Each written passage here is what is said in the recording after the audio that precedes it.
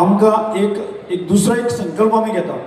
तर ह्या वाठारांतलो प्रत्येक मनीस जो आसा सक्षम जावपाक जाय, समृद्ध जावपाक जाय, प्रत्येक मनीस सशक्त जावपाक जाय आणि तोच अर्थान सशक्त जातलें जायत न्ही. सरकारा शिवाय आमी